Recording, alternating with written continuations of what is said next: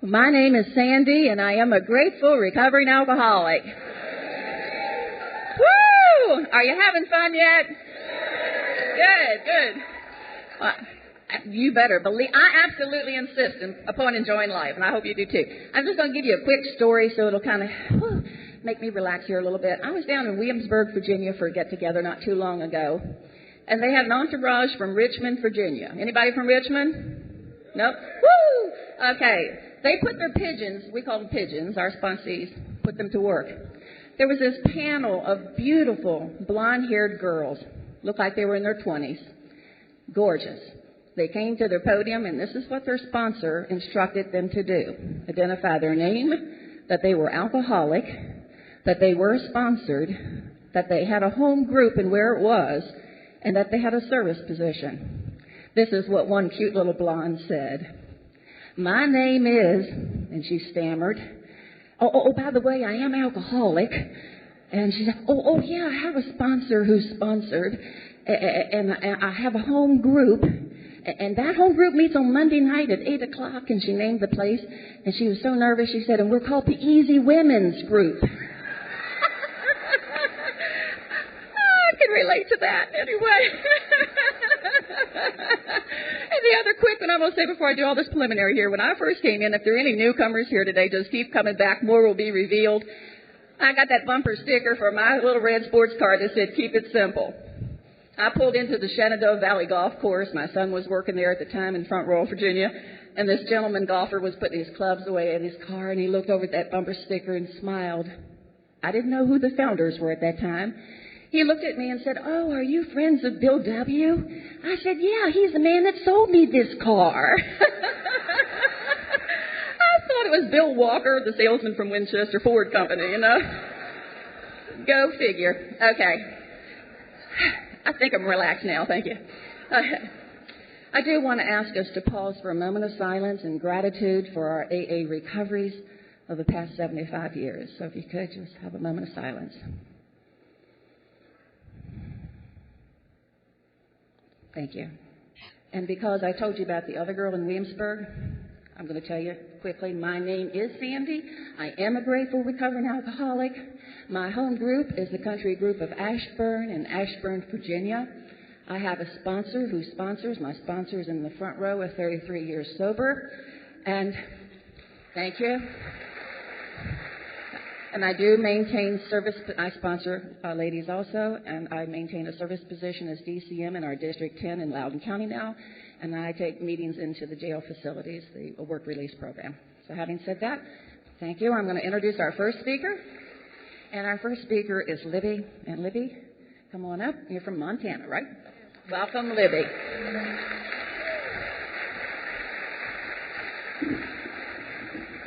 All right. So I tend to be soft-spoken as well, so you let me know.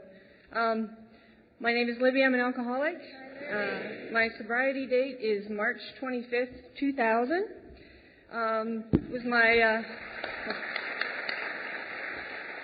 It was my millennium resolution, and it just took me till March to get to it. So, my home group is the Flathead Valley Serenity Group in Kalispell, Montana, up in the northwest corner by Glacier National Park. We have meetings every Monday, Wednesday, Friday, 7 o'clock behind the KFC. So if you're up there, come and see us. I have a sponsor, and she's not here. She decided to go to a different meeting, but I told her she could. So, I'm just, really, really excited to be here. I knew the room was big. I was hoping not as many people would come into the room, but, so, getting started is the hardest part of this anyway. But there's a guy in my home group that recently said something, and he said there's things that when I'm sitting here, two types of people, those that are listening and those that are waiting to speak. And I tend to be the one sitting there waiting to speak, not listening, so I'm glad I'm going first so I can listen to these guys. But I'd add a third category, those that are regretting what they didn't say. So I'm hoping I don't go into that category when I'm done here. But So the topic of this meeting is, do you think you're different? And, it's a great topic. So it's always nice to have a little audience participation, right, to get involved and get engaged. And so how many of you in here think you're different? All right. So how many people in here think you're not different?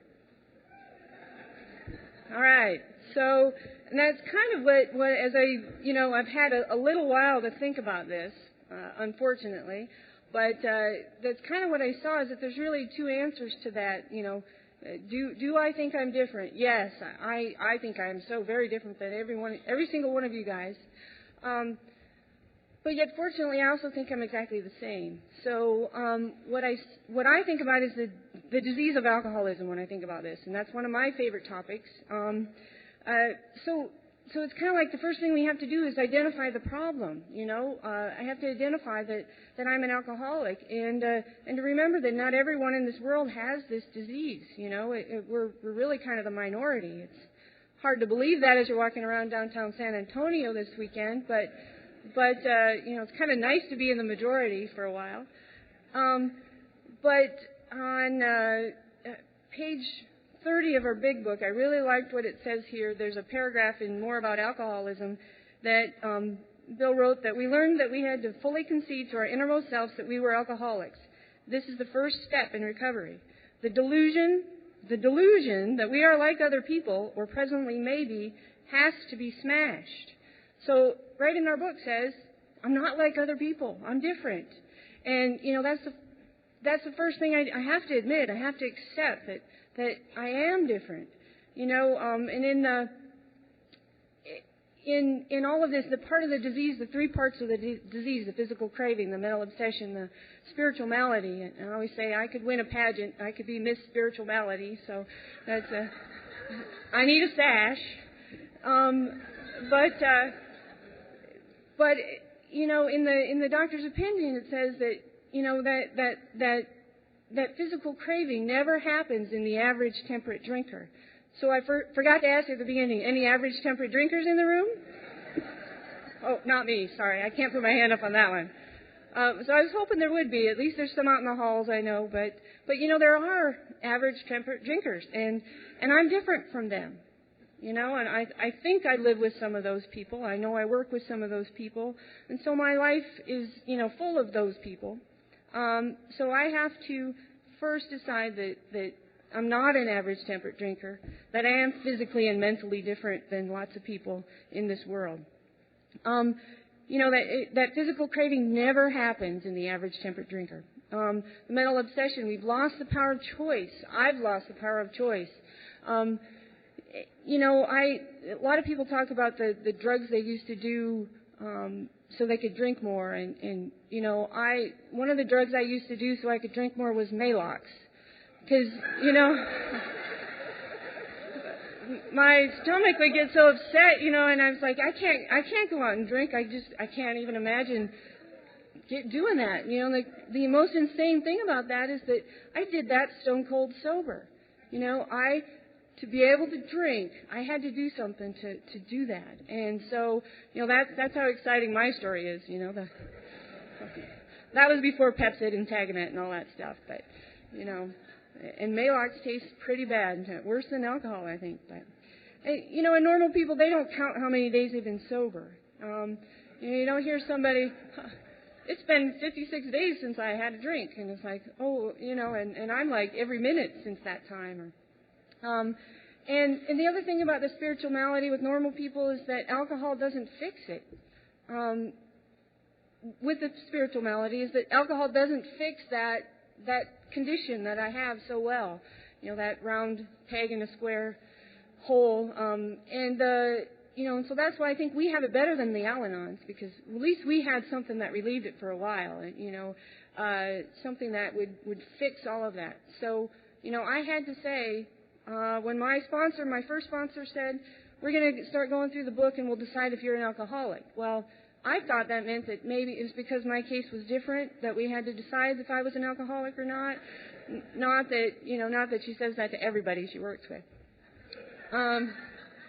She could tell that maybe I wasn't. And we had to, make sure.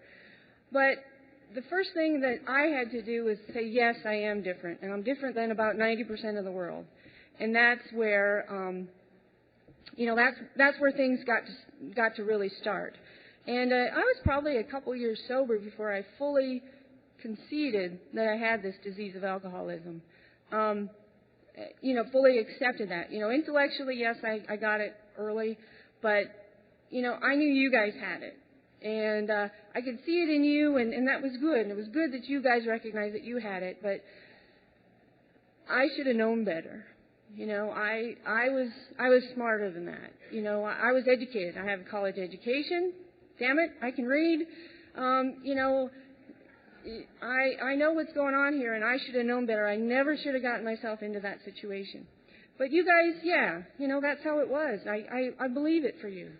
And it took me a while to really say, yes, I have that physical craving when I drink. I can't control what's going to happen next. I maybe did drink 1 or 2 drinks every once in a while and not get drunk and not have to keep going. So, I clung on to those few times that happened. I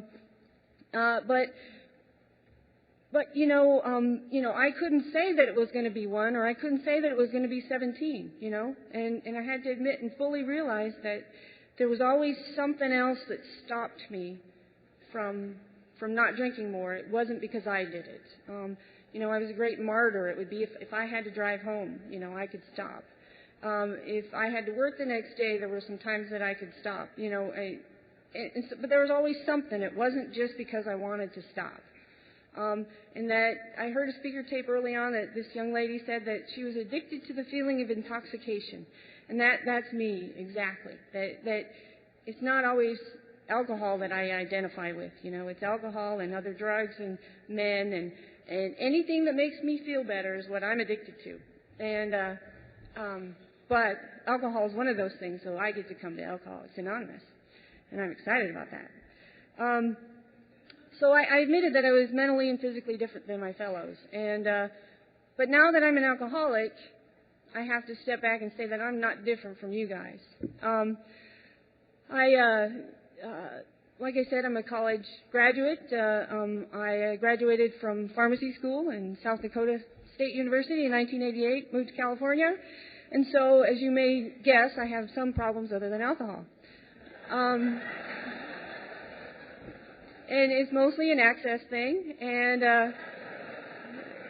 and so when I got here, when I went to treatment, I wasn't thinking alcohol, and but when I got to treatment and they made us go to NA meetings, they made us go to AA meetings. At first it was a little bit difficult to do that identification because I wasn't a bad enough addict because I was a pretty white-collar, high-bottom addict, and I wasn't a bad enough alcoholic because I was a pretty high-bottom alcoholic, but the two together was enough, I wanted to die, but, that's what I told my husband kind of early on.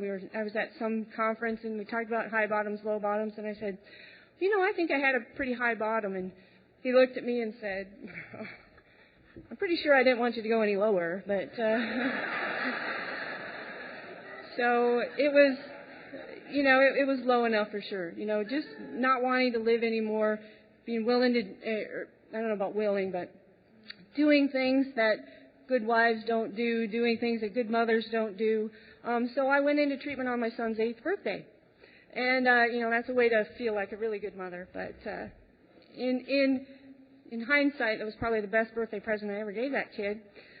He graduated from high school this spring, and I'm really, really proud of him.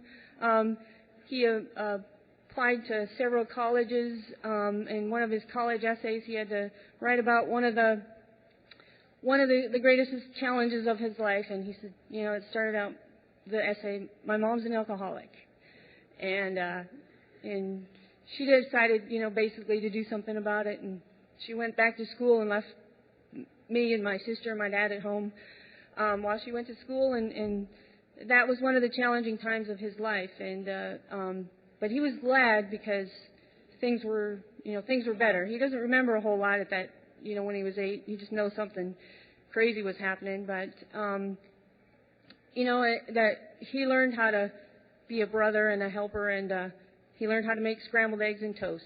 That was what he learned out of that whole situation. So I think, I don't know why I went off on that tangent, but maybe I'm hungry. But, that was just those kind of things that were going on in my life. I went to treatment, trying to decide what was I. And that third tradition is so important to me. The only requirement for membership here is a desire to stop drinking. And thank God I knew I didn't want to drink anymore, that I didn't get hung up on the fact that narcotics were the big deal in my life. And that alcohol, I've got it. And that you couldn't say I couldn't come because I had other issues. Because I was still kind of, that you against me stuff. You can't tell me I can't come, but would you please let me? That's really my personality. Please. So anyway, accepting that I'm not terminally unique. We all have different stories that my brother, I told you I was in college. I went on a study abroad to France. I'm in pharmacy school. I have this wonderful boyfriend who's going to be a doctor, and I was going to France, and my brother was getting DUIs and going to treatment. He's an alcoholic. I'm not. Just because I would drink too much and think the next day that I really shouldn't do this, and then go out one night and not drink a whole bunch and not go home with somebody I didn't know and think, oh, maybe I should do that more often. That didn't mean I was an alcoholic. I'm going to France. And so, I have my husband's niece who went to treatment in January of 2000. And she had some other issues too, but she didn't come to AA, and she didn't go to meetings. She didn't stop drinking. And in July of 2000, she hung herself. It's just like the only difference between the two of us is that I hung around, and that was a gift to that I was given. That I recognized that, not that, oh man, I'm so much better than her. The gift that I took advantage and hung in here, even though not everyone around me wanted me to do this, or not everyone around me understood why I was doing this, why I quit my job and stopped making any money, and all that kind of stuff, why I thought I wanted to go back to school when I had a perfectly good career, all of those things, why I had to still go to meetings, do all this stuff, why I had to meet with that lady and that lady reads to you, that was what my 4-year-old daughter, was like, well, is she that lady that comes over and reads to you, And, here I am, the college graduate, being read to, but, I couldn't get it on my own.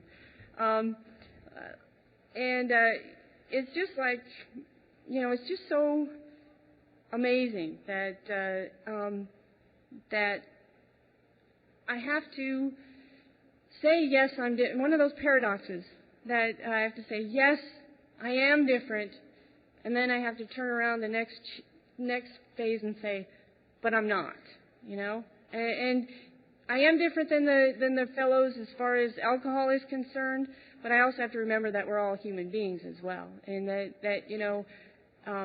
God loves everyone as much as He loves me, and I am not special, and that I'm not extra. When I went into treatment, part of my problem was that I thought I had more to lose than you did. I was convinced that I had more to lose than you did, and that set me apart. I was going to lose my job, my license, my family, my everything. Didn't dawn on me at the time that you might lose your job, your license, your family, your, everything. But mine was more important. Mine was more than yours, and so I had more to lose than you. And one of my first spiritual experiences was that, I think after reading in our book, that Dr. Alcoholic Addict, that story, which is now Acceptance is the Key, is the Answer, or something like that. That was where I first related to this disease. I'm the same. And after I read that, maybe is when that aha moment came that I have nothing more than anyone else on this whole entire world to lose, and I need to just, buck it up and quit thinking that I was so special. But in my whole life, there's kind of been 3 types of people in my life. There's people who are better than me, there's people who are less than me, and then there's me. And me is a very lonely place to live. And, I still do that, and I usually end up with, the most of the world's better than me. But that's how I cope, or that's how I used to cope all the time. That's how I sometimes cope now. And what I want everybody to be there with me. But, my egos wants more, like we all do. I want to be more. I want to be special, but oh my God, don't notice me, because if you notice me, I might do something stupid and then you'll think I'm bad, I might make all this, I'm going to make a fool of myself if you pay attention, but I really want you to pay attention, but, and that's just, it's like exhausting to live, to live in that world. And I just really do pray that I think that's one of my character defects, that living in that world of being different as far as that's concerned. And I really, really want to feel like everyone's the same, and that I don't have to compare myself to you to get my worth. And that's the only way I know how to be, really, is that's how I know what's going on, is if I can compare myself. So I want to stop doing that. So if you guys have any tips later on, you can let me know. I wanted to be cute. I wanted to be special. I wanted to be someone you would abdicate the throne for. Not just somebody you might have over on Saturday night. And so, it's a very difficult place to live in, especially when you're shy, and you don't meet potential royals that way. When you're shy and live in Iowa, it's a hard place to be. But anyway, I'll just finish with, you all know that there is a pamphlet, Do You Think You're Different? My sponsor is the district literature chair, so she let me know right away that, have you read the pamphlet? And I first said, well, I wrote it. And then, you mean there really is a pamphlet? Okay, I'll have to look at that.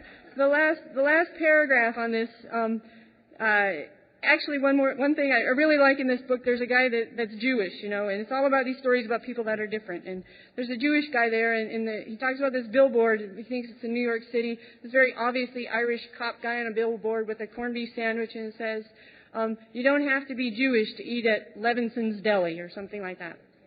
And he said he wants to make a billboard with a picture of him on there, who's obviously ethnically Jewish, and says, you don't have to be Irish to be an alcoholic. And I thought that was great. So that's all in here. It's great material. So I'll finish with this last paragraph that says, we have found it unwise to limit our AA circle to folks exactly like ourselves. Segregation gives our uniqueness an unhealthy emphasis. We find it more enjoyable and more healing to get into the mainstream of AA life and mingle with everybody else, not just different people. Here we are all different, we're all pretty special people, but we are also all alcoholics and all sober in AA together. In this, we are more like each other than different.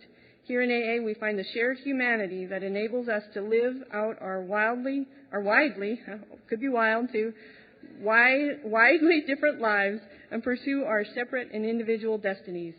You are welcome to join us. And so I'd like to change that. You're welcome to join me on this great ride. Thanks.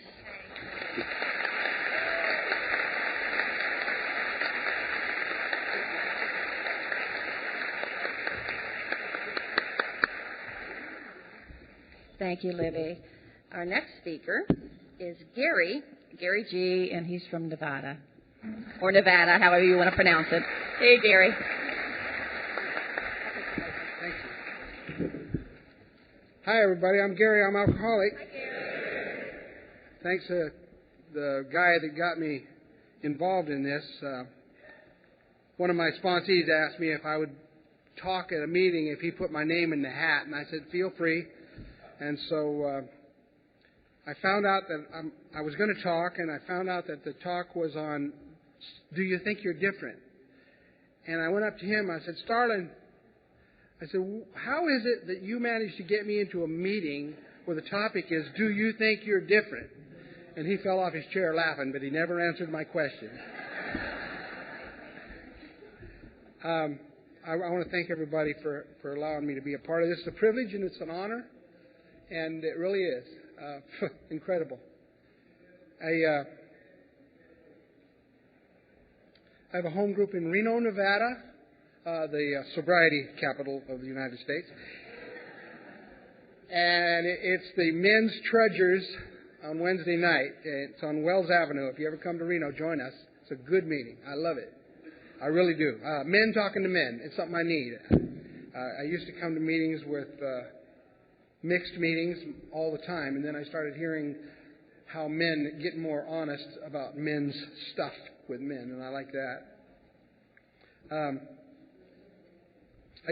My home group used to be in the Nugget in Sparks. Sparks is right next to Reno. They're like Twin Cities. And it's a casino, hotel, big. And for 15 years, that was my home group. And it was the only meeting I've ever seen with valet parking. If you don't believe me, come on down. You'll see. My sobriety date is 11/11/84. And thank you. Thank you. I was over at the Sober City looking at their jewelry, the things they had for sale, and I was looking for a tie pin, a tie tack, because I didn't bring one for my tie. And I was looking at all the different jewelry counters, and I saw the guy standing there. He's pretty young. I said, "Do you have any tie tacks?" And he looks at me and he says, "Sir, we have to charge tax on everything we sell."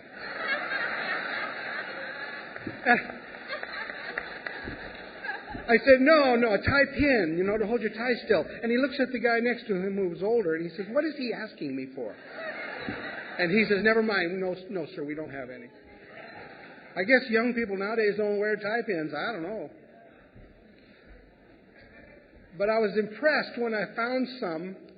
They had the number of years on them. And I was looking for one with 25, and there weren't any. This was Thursday. They were out of 25-year, 26-year, 27-year, 28-year. I feel like I'm preaching to the choir. A lot of people tell me I'm too serious, so I have to lighten up as often as possible. I want to thank the people that are here to support me. I appreciate you being here. Dave, Kane, some others. I get a little emotional once in a while, and I'm sorry. No, I'm not really sorry. It's good to get emotional.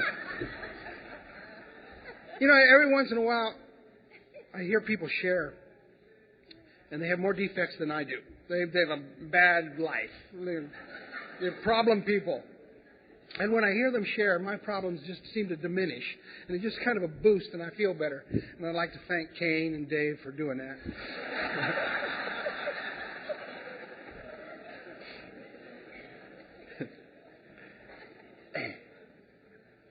I grew up in Southern California. My father was an alcoholic. My mother was an alcoholic. So I was doomed genetically. And I think kids learn what they live. They say it's the parents' fault. A lot of people say it's the parents' fault how kids turn out. I don't believe it, but I think it does have an effect on the kids, how they think. But I'm thinking of these two brothers that I knew. And one was 7 years old and one was 5 years old. And they were being raised by their alcoholic father. I don't know what happened to their mother, but he was raising these boys. And one morning they were getting ready for school upstairs, and the 7-year-old turns to the 5-year-old and he says, I've been thinking. He says, I think I'm old enough to cuss. And the 5-year-old thinks a minute and says, yeah, me too. And the 7-year-old says, well, I thought it over, and I think I'm old enough to say ass. And the 5-year-old thinks a minute and he says, I think I'm old enough to say damn. So they're going downstairs getting ready for school, talking it over, and they go into the kitchen, and the old man was going to cook us some breakfast, and he'd had a bad night. He wasn't feeling too good anyway. He said, what do you guys want for breakfast? And the 5-year-old says, I guess I'll have some damn cornflakes.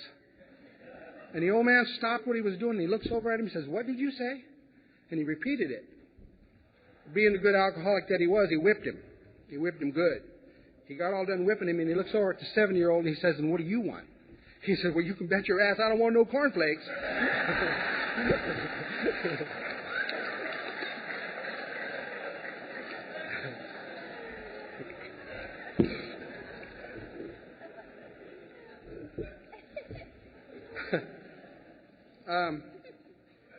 I don't know about this being different much. I came into Alcoholics Anonymous in 1980. I was kind of scared of losing my job because I was a bread man and I used to drink every day while I was driving my bread truck. Every day. Running a bread route, joint tucked up under the dash, bottle of tequila in the trash can next to me, flying down the road, and you guys thought you were safe when you saw a bread truck going down the street. But I did that. And one day my boss approached me and he says, we know you're drinking every day. And he says, it's going to have to stop or we're going to have to get somebody else. Kind of a wimpy bottom. But it got me to check out Alcoholics Anonymous. I knew a little bit about it from my father. And I came into AA in 1980 with an attitude. And I had a lot of attitudes. I knew what an alcoholic was. You know, an alcoholic's someone under the bridge or behind the dumpster, drinking out of a brown paper bag so nobody knows what he's got, and wearing a trench coat. And that wasn't me.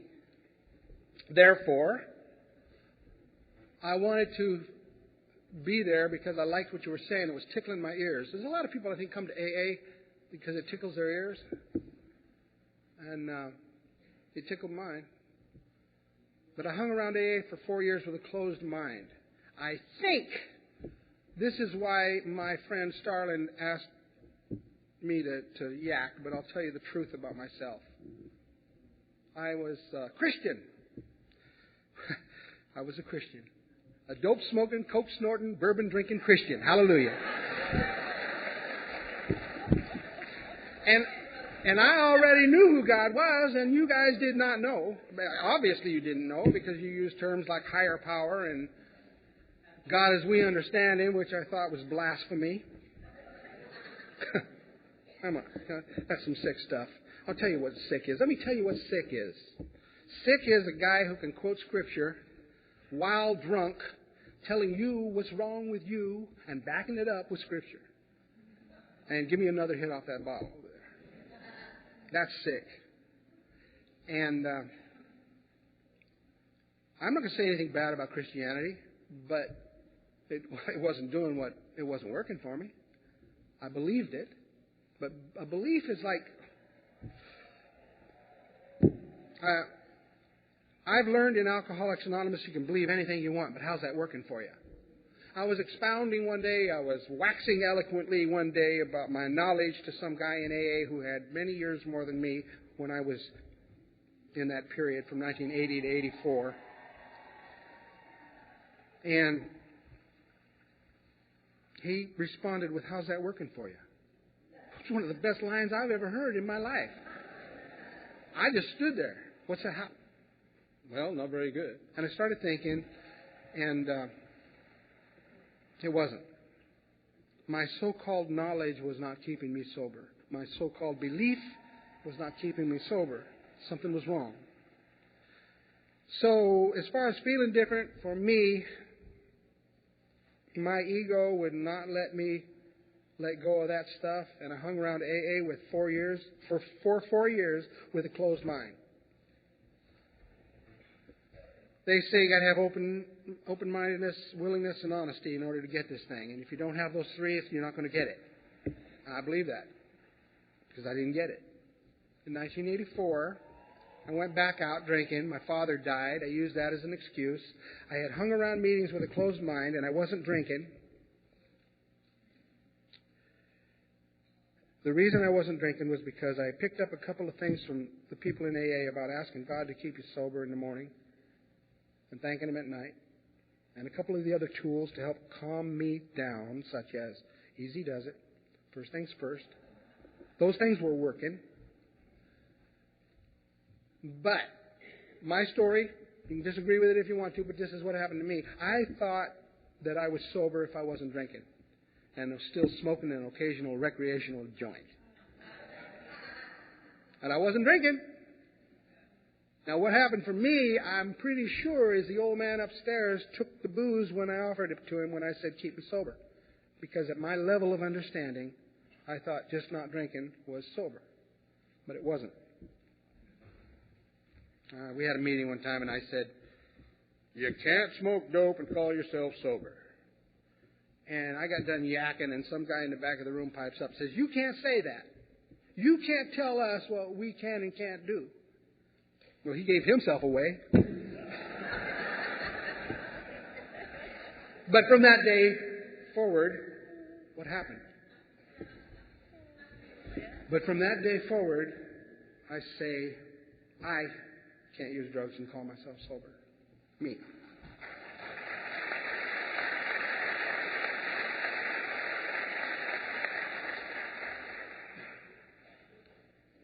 But in '84, I went back to drinking because my father died, and I used that as an excuse. There is no excuse, but I used it. And then I hit a lower bottom. I had a big fight at home, and we had a big row, and everybody was mad, and the roof was coming off, and I was just done. I was sick and tired of being sick and tired. That's a great one, too. I love it. That's me. I was sick and tired of being sick and tired. I was kicking cans, and I had reached my bottom. And that was my bottom. It struck me finally that, Gary, if you're so smart, how come you can't live? Running around talking about God. Sneaking around doing drugs and hiding it. I don't know. There's probably no one else at this convention that has ever done this, but you ever get just as messed up as you can get and then run around trying to act straight? I did it all the time. I don't even know how I pulled it off.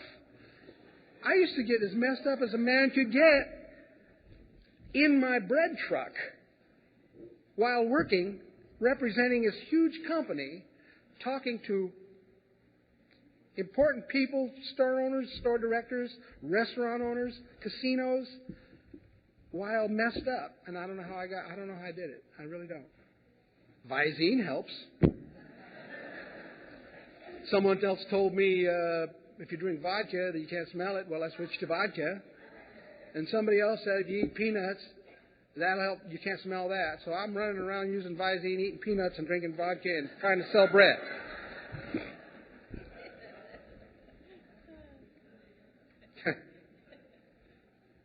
So in '84, I decided to shelf my so-called knowledge, my so-called Christianity. I shelved it. I thought God would punish me for it, and He did not. I thought He'd punish me by turning away from it and paying attention to Alcoholics Anonymous as it's laid out. And I started to do the steps, and I got a sponsor, and I got rid of everything. And that includes drugs and alcohol. And I started praying the prayers that we pray. The Serenity Prayer, the third step prayer, the seventh step prayer, St. Francis of Assisi in the 11th step. And a prayer that I pray today more than once a day, at least twice a day I do this. I have to, because I get caught up in the busyness of the day. I have to start my day over at noon. I just do. I like structure. Anyway. The prayer that I pray twice a day is page 87, 88, 86, 87, 88, upon awakening. I pray that whole thing to God. And it works for me. And the reason I keep doing it is because it works for me. I don't do it thinking, I don't even think it's going to work sometimes. It just works. The way my head is, I don't want to believe something's going to work, and I'll do it, and then it'll work. That's the way AA is. I don't believe it's going to work, and I do it, and it works. So I got busy with that, and I still had a negative attitude, and I started to recognize the negativity in others in AA. I started noticing them, and then I started turning it around so that I could see if I was doing that. And I'm working on it. I have this natural bent, I have this natural bent to be contrary and be negative and think about bad things. For example, I used to wake up in the morning before my eyes were open. My mind would go to work and say, I'm glad you're stirring. I got something for you to worry about. And I'd wake up worried and mad because of all the plans and schemes and things that I had to get done that I knew I couldn't get done and didn't have time for and hadn't accomplished yet. And they all come rushing at me like wild animals. That has changed because it's programmed. I go to God. I go to God sometimes before my eyes are open and I say, God, I'm going to put my feet on the floor. You want to get up with me? And it just works.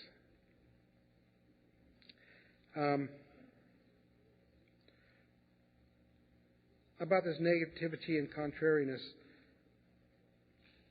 it takes a conscious effort for me to catch myself, and when I see it, stop, don't go there. I try to be more affirmative about stuff as much as I can. I talk to people about the symptoms of alcoholism.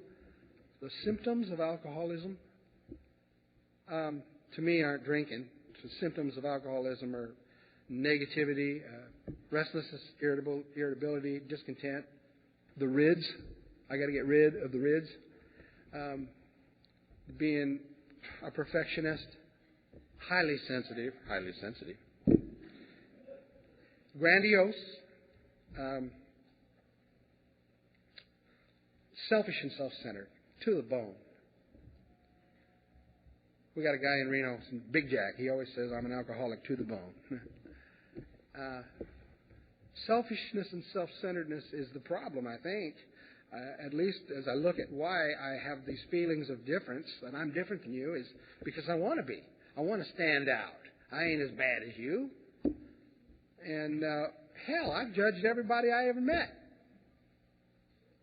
I don't know why I've done that. You know, it's.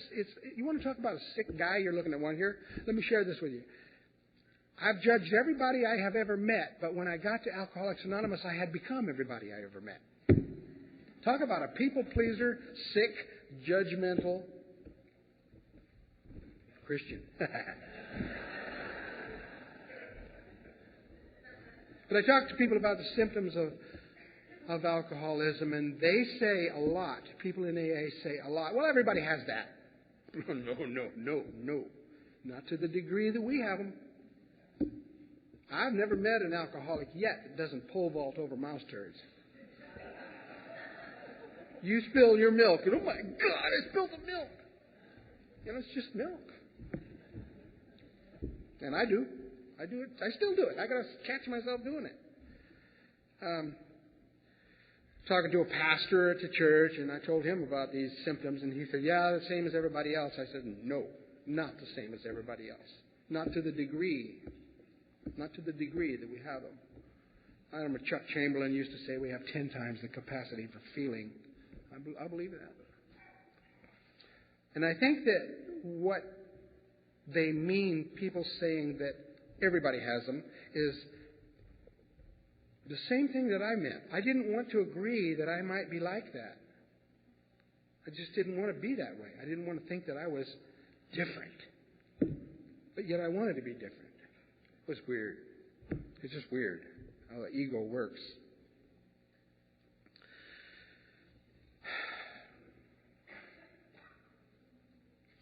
Guy in our group at Reno, he says, I'm a garden variety alcoholic. And I've got garden variety sobriety. And man, I really like that. I just latched right on to that one. I need to remember that. It keeps me humble.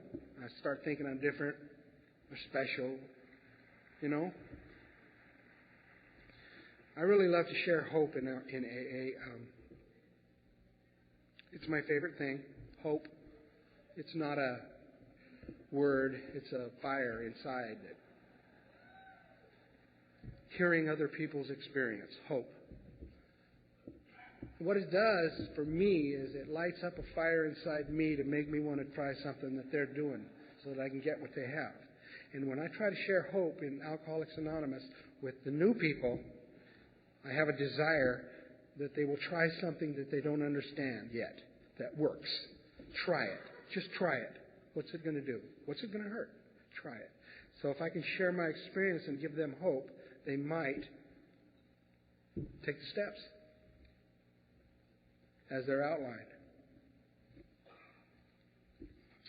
I'm going to close with one of my best stories. I like the story about the guy, the alcoholic that he wanted to find out about God. He wanted to get to know what the meaning of life was and what his purpose in life was and get in touch with God. And he had a lot of money, so he found out that the Dalai Lama couldn't be reached, and he found out that there was someone that the Dalai Lama talks to. And this guru in Tibet, in the Himalayas, had the answer that this man wanted, he thought. So he went there, and he went to this village, and he said, "Where can I find this guru that I have heard about?" They said, "He's up on that mountain. It's going to take you about a half a day to get up there. You better take some water and some food and start early in the morning." And so he starts up there, and he walks and walks and walks for a half a day, and he comes up to a plateau, and he sees a shack. And sitting next to the shack is this bald-headed old man sitting in the lotus position. And he approaches him, and he said, "Are you so-and-so?" The old man says, "What can I do for you, my son?" And he says, "I've come here a long ways. I want to know the meaning of life. I want to know what my purpose in life is. And I want to get in touch with God, closer walk with God. What do you think?" And the old man says, "Don't drink, go to meetings, work the steps, get a sponsor, and help others." And that's it. Thanks.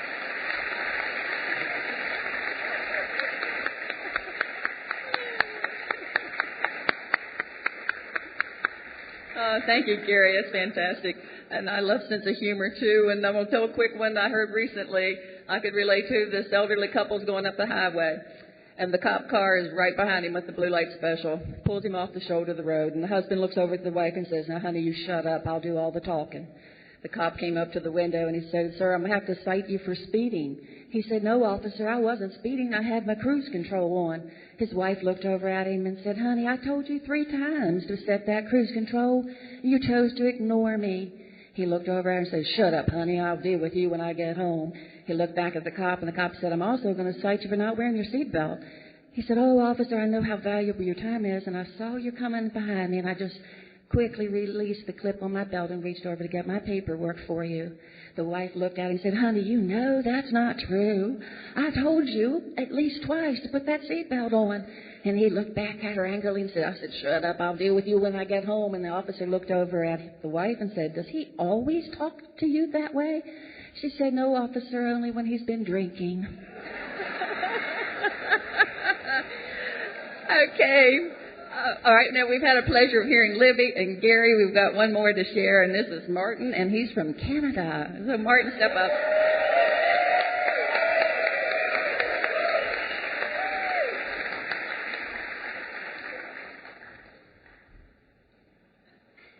Good afternoon. I too am an alcoholic. My name's Martin.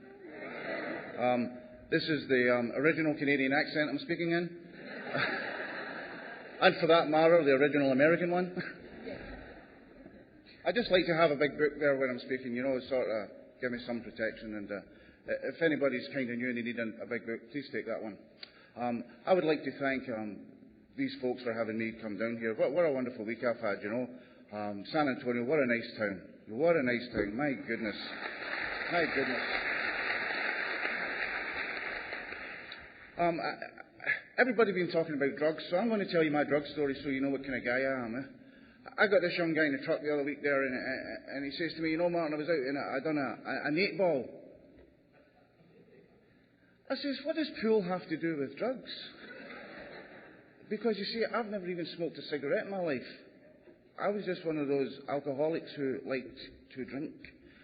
My favourite drink is a Russian drink, the got the most of. And the full name of it is What You Got the Most Of. And I'm originally from Scotland, so we got a lot of it there, And I just like to drink. I've heard people come to this podium and said, "Oh, I didn't like to drink." And I'm thinking, my God, you're a hero. Can you imagine not liking to drink and ending up in alky anyway? I love drink. I love alkies. I I just like to do, the stuff that we do. All that nonsense that comes with it. You know how they say is here, oh, well, you'll go to places you don't want to be. I was the bouncer at the door. Because I like to be everywhere and I like to do everything, and I'm just one of those guys, I come from a good home, though. I come from my granny was Irish. And she was an alcoholic, incidentally, there, Libby. And she never drank her whole life, and my mother never drank in her whole life. But my father took a couple of drinks if there was any money. So I never came from an environment where there was alcohol. I just didn't come from that kind of environment. I just got this disease. I contracted this disease because I just drank too much, And I was 13 when I started drinking, and I was 25 when I stopped. And my dry date is August the 1st, 1983.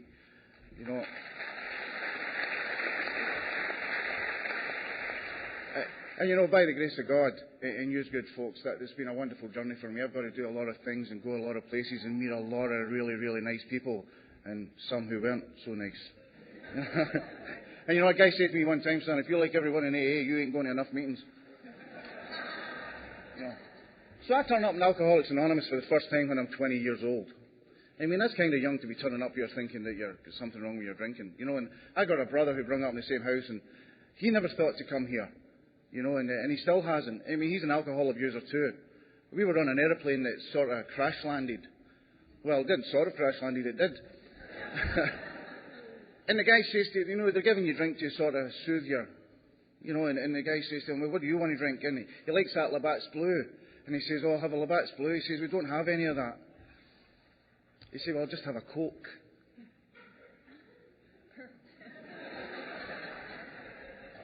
That's how he drinks. Me, I'll drink anything. Anything. My brother's wife's got this deadly sense of humour, and they were in one of the big drugstore chains, and they had Scope on sale for 99 cents. And she says to Harry, should we buy a half a dozen of them in case your brother drops over? I just like to drink. I didn't like the pain drink brung. I didn't like the look in the people who I loved the most eyes when I caused the problems that the drink caused. I had a little Irish mother, and she was off the black Irish, black hair and beautiful skin and those shiny blue eyes, and God, I loved Mama. God, I loved her, and I hurt her all the time. And I can never remember getting up in the morning and saying, my mother's going to cry herself to sleep tonight. But she did. Lots of times. On the other hand, I had a little father who had no emotion, and he didn't know how to communicate with you, but he loved us, and when I was 19 years of age, he threw me out of Scotland. Go. Where will I go? I don't care. Why? And he took 2 photographs out of his top pocket, and he showed me one of my mother when she was 46. That's when I was 13 and started drinking. And my mother looked like she was 30. Short black hair and beautiful skin. Oh, she looked gorgeous. And then he showed me this other photograph. And I'm 19. And somebody's painted 25 years on my mama's face. And my father looked at me in the eye, only the way people who love you can look at you in the eye, and said, Martin, you've done this. And I think that's what separates alcoholics from psychopaths. As we have a conscience. And I had put my father in a position in his life where he had to choose between his son and his wife. And I believe my father chose properly because he chose his wife. Because if I had stayed, we would have both died. So I came to Canada. I tried to come to America and they wouldn't let me in.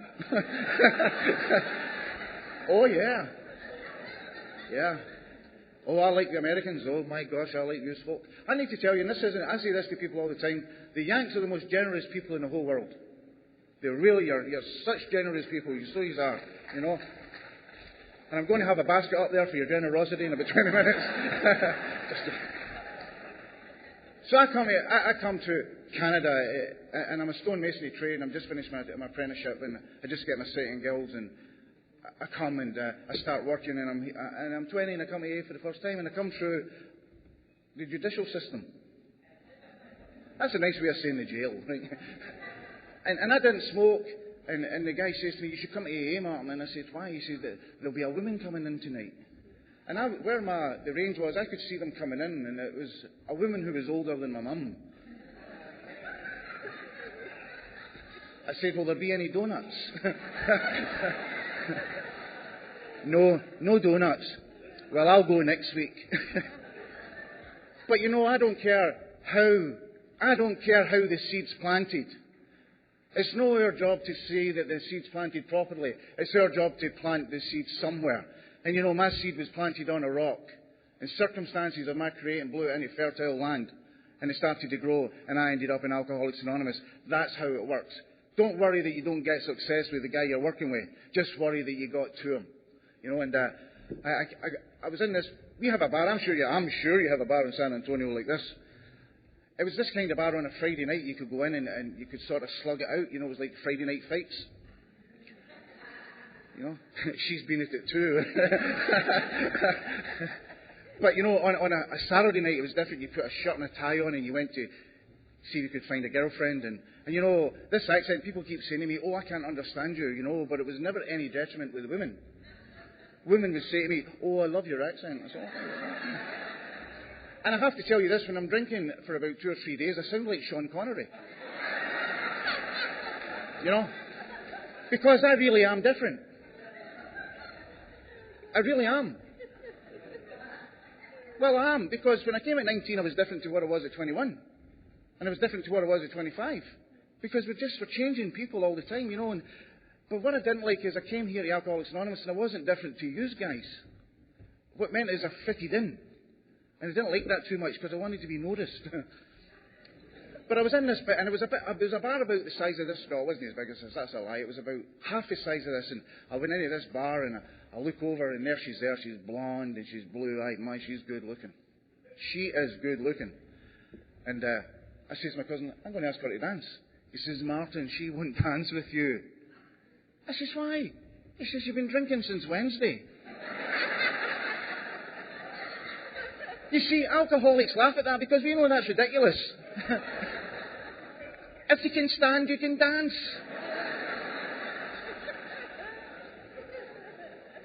So I glide over the floor. And I says to this little girl, excuse me, would you like to dance? What I should have said to Cheryl is, excuse me, would you like to go to Al-Anon for the rest of your life?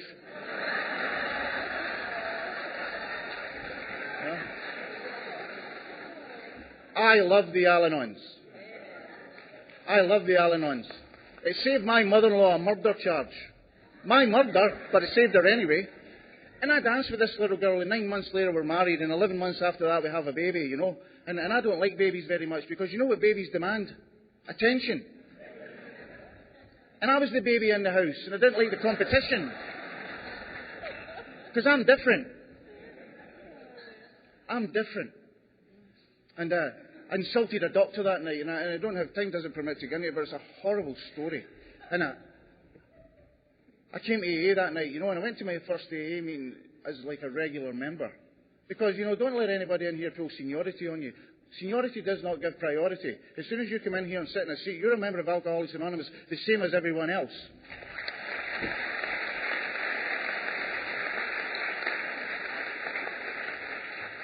And I heard this guy talk, and now I know this guy real well today. And I thought he was an old guy, and I'm older than he is today. And I didn't like what he was talking about, so I left, and I went back to the hospital. Cheryl was still in the hospital, and she says, well, how did it go? Oh, I says, bad news, Cheryl. She says, why? I says, well, I think it's like the Masonic Order. She says, what do you mean? I says, I think you've got to be 30 before you can join. She says, Martin, you'll never live until you're 30. And I went in and out, in and out, in and out. And have you ever went to a meeting and you heard someone speaking and you think you're a clairvoyant because you know exactly what they're going to say? You think he's going to say this or she's going to say that. My God. Well, that's not clairvoyance. If you really have that clairvoyance, I think there's things they can do to help you with it. But what I had was identification. And for the first time in my whole life, I identified with another human being outside my family. A guy was talking. He was an Irish guy from a place called Glam. And I had never identified with anyone so much. I knew exactly what he was going to say. until he got sober, and then I had no idea what he was talking about. And it's like a journey, a magical journey for us, you know. And so I went up to this little guy, and he says, "You're Harry's brother, eh?" "Yeah," he says, "he told me you're crazy, eh?" Well, my brother's not bound by the anonymity rules, right? He says, "I'll tell you what, kid, here's my phone number. The next time you get any trouble, you give me a call." I says, "What do you mean the next time, Jimmy? I'm sober 28 days. I'm cured." And this little Irish guy looked at me straight in the face. He says, "Listen, kid, if I tied you by the ankles and hung you up in a smokehouse, you wouldn't be cured in 28 days. And I'm going to tell you something where I come from. And I got a few buddies from my hometown here. This is the thing I like about my hometown. And I know they do it in a lot of towns, and I'm sure they do it in San Antonio. We don't say things to guys like, "Oh, you go to 90 meetings in 90 days, because that's a brush off. That means you go get better, then we'll help you. What these guys do is they take you to 90 meetings in 90 days. And if that doesn't work, they take you to 90 more.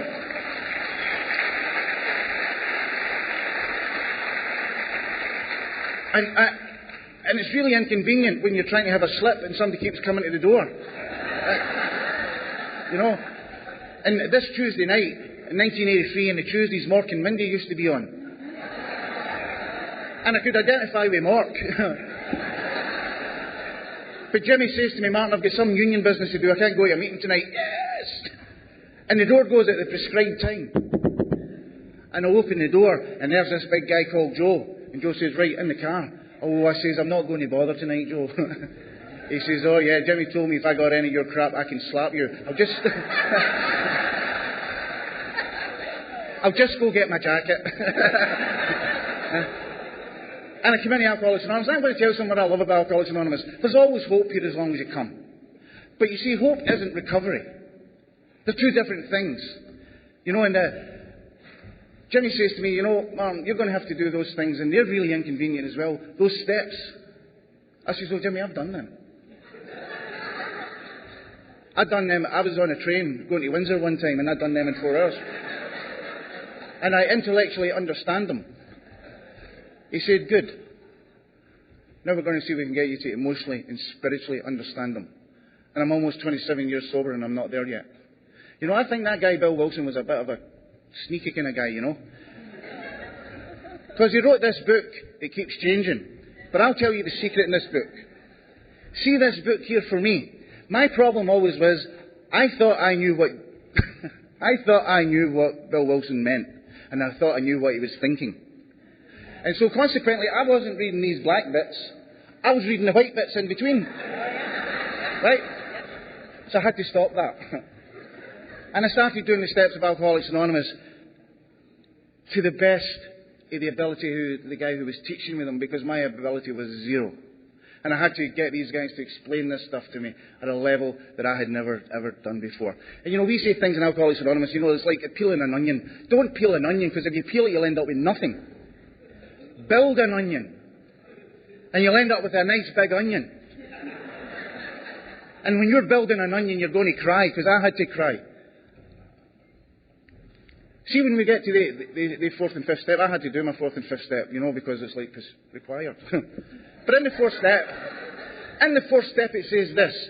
This is the start of a lifelong process. And so that means I'm never over it. I'm never going to graduate from it. And you know, I thought, well, I'll just do that 10th step for it. That'll just be fine. It wasn't even close, because you see, the 10th step is sort of like a dusting of the house. You know, and the fourth step is like the spring cleaning. You know, when your wife says, "Honey, here's a list. Now do it." Right? So that's what it is for me. But when I got to the 8th and 9th step, I had this list. And I'm going to tell you, and I only want to talk about this because it's real important to me. I had my man down, and God, I love they folk. I loved them. And my father was a little guy, 5 feet 6 or 7, who weighed 120 pounds top weight his whole life. And he was a hero. He got a medal off the king for the Second World War. He really was a hero. And I loved that little guy. And I thought I didn't love him. I thought I just respected him. But my man knew I loved. A man knew I loved. And you know, I went home and I made amends to them. And this is what I said to them. I said, "Mum, Dad, I'm sorry. And I'm going to try and be a better son. And I'm sorry is the apology. and I'm going to try and be a better son was the amend. From that day to the day they died, they had no more problems with Martin. I was a better son than my brother. I was as good a son. And I tried to do the same with my wife. Me and Cheryl are married 31 years this year. Well, that's not what she says. She says, listen, big guy, I'm married 31 years. You've got some catching up still to do.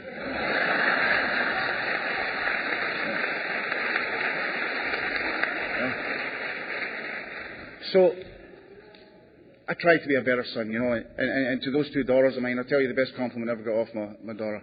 My two daughters were at the porch, and I was sitting there hiding from my wife in case she made me do anything. And I'm reading, and my kids were out playing with their buddies, and this kid says, oh, my dad is a better dad than your dad. My kid says, don't talk rubbish. My dad would stand in front of a firing squad for me. And I would, because I love him. And I love him so much you wouldn't believe how much I love him. And I'm different. Of course I'm different. And I want to keep getting different, but I want to be the same at the same time. The ultimate dilemma of the alcoholic, And I'm going to tell you as well, and just in closing, because I hate meetings that go too long, My mother was 70 years of age. 70 plus 10 in the other good book, And I sent her flowers, And my dad never had money for flowers, so I wasn't trying to upstart my dad. I was just trying to send her flowers. And I called her to Scotland, and I called twice a week, every week, for over 10 years. And I called on Wednesdays and Saturdays, and if there's any guys watching the World Cup right now, you'll know how important soccer is to us guys. We don't even call it soccer, we call it football, right? And I'd call and get the results. But over the years of talking, I was able to build a relationship with my mother. And we used to go home to Scotland 5 times a year to see the soccer, and the rest of the time I get to spend with Mum and Dad. And, I sent her these flowers, and she says, Martin, my goodness, those flowers came this morning, son. They're the most beautiful flowers I've ever had. I said, Mum, that's okay. You're worth it. She says, but my mother was a child of the Depression. So everything was important to her, the cut, the count. She'd send you around for 12 potatoes, and if you bring back 13, you had to go back with one. Everything was counted. And she says, I was counting those flowers out, Mum, to cut them, and there's only 11 of them. I'm going to go and see that florist. Very Scottish, I says, Ma, take the phone over to the mirror. And obviously she did. I said, Bessie, there's the 12th rose. I'll never need to buy you 12 roses because I love you. You're my 12th rose. Alcoholics Anonymous set me free. You see, Bill Wilson was asked by a guy called Pete W., who was a trustee, the Eastern Canada trustee at one time. He says, Bill, what does it mean and how it works? And Bill said, without thinking, how freedom works. And that's how freedom works. It's when you intuitively know how to handle situations that used to baffle you. When you're able to tell someone or show someone that you love them and there's no ulterior motives, there's no unequivocal demands, there's just love. And that's what this thing's about. Dr. Bob says in his last, love and service. And so, I love Mama. And gosh, that was the last time I was ever to speak to her. She died 3 days later, suddenly and tragically. But if you had to write a fairy tale about how you were going to end your relationship with your ma, that would be the ending for me. Alcoholics Anonymous has done that for me. I got a buddy in the room, and I'm going to finish with this. I sponsor only one woman, because I think men for men and women for women, And I sponsor this girl because I'm scared of her. And I actually sponsor her because no women would. I went and asked 6 women, and this woman says to me, oh, Martin, she terrifies me. I says, I know how you feel. So I sponsor this girl, and this is an important story about redemption. Yvonne goes to the GSR meeting, and if you're not in service, get in service, because sometimes they can be quite entertaining. And I guess the treasurer had needed a couple of bucks, and he had forgot to put them back. And so she choked him. Just until he was blue. And she came round to the house, and I opened the door, and she's there, and she's in a terrible state. And she says, Martin, I've made a mistake. The first step to fixing something is admitting that it's wrong. And she says, Martin, I've made a mistake. Come in. I said, what's wrong? And she told me. And have you ever seen somebody who's in a lot of pain and you're trying not to laugh? And she said, Martin, I don't have it all together. And that's the secret for Alcoholics Anonymous. Everyone in this room is different. Everyone's different. Every single one of us is our own person, I hope. But she says, I don't have it all together. But let me tell you this, my friends. We have it all together. Thank you.